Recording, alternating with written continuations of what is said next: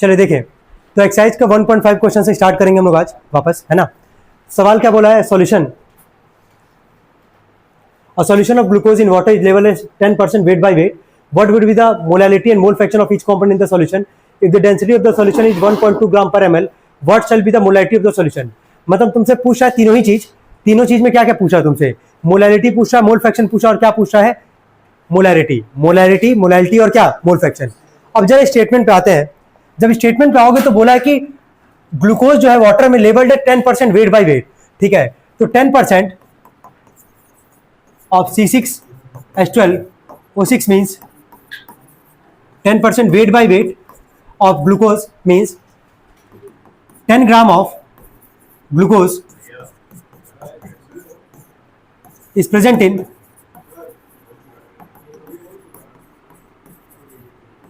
100 gram of क्या solution. तो सबसे पहला काम क्या करोगे, यहां पे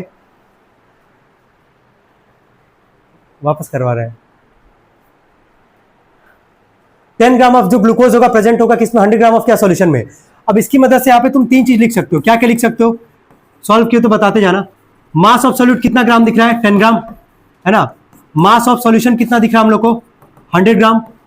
साथ में मास ऑफ सॉल्वेंट कितना आ जाएगा, यहां से जरा बताना, 100 माइनस 10 कितना आ जाएगा, 90 ग्राम। कोई दिक्कत है यहां तक। इसके बाद आता है डेंसिटी पे, डेंसिटी कितना दे रखा हम लोग को यहाँ पे सवाल में, डेंसिटी कितना है, 1.2 ग्राम पर ml। क्या इतना गिवन में लिख लिया हम लोग इजीली, कोई दिक्कत तो नहीं यहाँ तक। अब इसके बाद तीन चीज निकालना है, तो सबसे पहले आते हैं मोलैलिटी पे। क्या मोलैलिटी को सॉल्व करने के लिए क्या वॉल्यूम का जरूरत पड़ेगा हम लोग को, तो सबसे पहला काम क्या निकालेंगे, वॉल्यूम। क्या निकालेंगे, वॉल्यूम। तो स्टार्ट करते हैं वॉल्यूम से ही निकालना। तो वॉल्यूम निकालोगे तो डेंसिटी का फॉर्मूला क्या होता है, density of solution is equal to mass of solution, और नीचे क्या आ जाएगा हमारा, वॉल्यूम ऑफ क्या, सॉल्यूशन। किस में आता है, लीटर में, याद होगा, मतलब इसको भी ना लिखे तो ज्यादा सही है, वॉल्यूम ऑफ सॉल्यूशन ही है, ये पता है कि लीटर में ही रखेंगे। डेंसिटी कितना था यार, 1.2, मास ऑफ सॉल्यूशन कितना, 100, और नीचे आ गया वॉल्यूम ऑफ सॉल्यूशन। अब यहां से वॉल्यूम ऑफ सॉल्यूशन निकालोगे तो 100 अपॉन में कितना आ जाएगा तुम्हारा, 1.2। ये अभी किस में आ रहा है हमारा, ml में, किस में आएगा, ml में। तो इसके बाद क्योंकि लीटर में चाहिए मोलैलिटी के लिए, है ना, तो 100 अपॉन में नीचे आओगे 1.2, 1000 से यहाँ पे डिवाइड किया, मल्टीप्लाई कर रहे हो, ठीक है। तो एक जीरो तो एक डेसिमल को हटा देगा, तो 2 जीरो से 2 जीरो को यहाँ से हटा दो, ऊपर क्या बचेगा 1, और नीचे क्या आ जाएगा 12। तो वॉल्यूम ऑफ सॉल्यूशन कितना आ गया, 1 अपॉन में क्या, 12 लीटर। यहाँ तक कोई दिक्कत तो नहीं किसी को। अब आते हैं मोलैलिटी पे, सबसे पहला निकालते हैं मोलैलिटी। चलो फॉर्मूला क्या था, मोल्स, और नीचे वॉल्यूम ऑफ सॉल्यूशन किस में, लीटर में। मोल्स का मतलब क्या होगा, मास अपॉन में क्या, मोलर मास। ग्लूकोज का मास कितना था, 10, और ग्लूकोज का मोलर मास कितना आता है, 180। वॉल्यूम ऑफ सॉल्यूशन अभी जस्ट आया हमारा 1/12। इसको जब सॉल्व करोगे 10 अपॉन में 180 इंटू में 12 अपॉन में क्या 1, जरा कोई भी सॉल्व किया तो बता दो कितना आ रही है, मोल पर लीटर। कोई दिक्कत है यहां तक। अब जरा आते हैं सेकंड पार्ट पे। सेकंड पार्ट क्या निकालना, मोलैलिटी। मोलैलिटी का फॉर्मूला क्या है, मोल्स, और नीचे क्या हमारे पास, मास ऑफ सॉल्वेंट किस में रहेगा, केजी में। मोल्स तो फिक्स है हमारे पास, mass upon molar mass 10 upon में 180। मास ऑफ सॉल्वेंट कितना है, 90 ग्राम में, है ना, तो 1000 से डिवाइड करो किस में आ जाएगी, केजी में। तो 10 अपॉन में 180 इंटू में 1000 ऊपर हो जाएगा, और नीचे आ जाएगा हमारा 90। कुछ सॉल्व किया तो बता कितना आ रहा सॉल्व करने पे, हाँ 61 ना, मोल पर केजी। क्या दो पार्ट आ गया हमारा। लास्ट पार्ट पे आते हैं। लास्ट पार्ट क्या निकालना, मोल फ्रैक्शन। चलो मोल फ्रैक्शन किसका निकालने के लिए बोला है सवाल में, ईच कंपोनेंट बोला है, पढ़ो जरा क्या बोले, ईच कंपोनेंट। तो दो ही तो कंपोनेंट हमारे पास, ग्लूकोज और क्या, वाटर। तो सबसे पहले ग्लूकोज का निकालते हैं मोल फ्रैक्शन।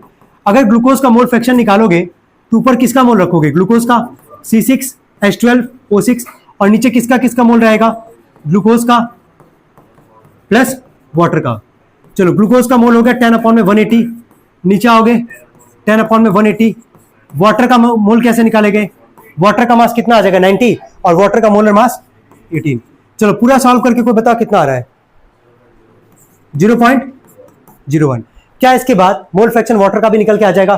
कौन सा लगाओगे फॉर्मूला, जाई ऑफ ग्लूकोज प्लस जाई ऑफ क्या, H2O, दोनों का सब आ गया 1। ग्लूकोज का हो गया 0.01 प्लस जाई ऑफ H2O इक्वल टू आ गया 1।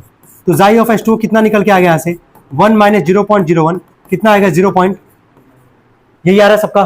चलो ठीक है, ये था हमारा क्वेश्चन नंबर 5 जो कि ऑलरेडी डिस्कस किया जा चुका था। अब आते हैं, आगे बढ़ते हम लोग।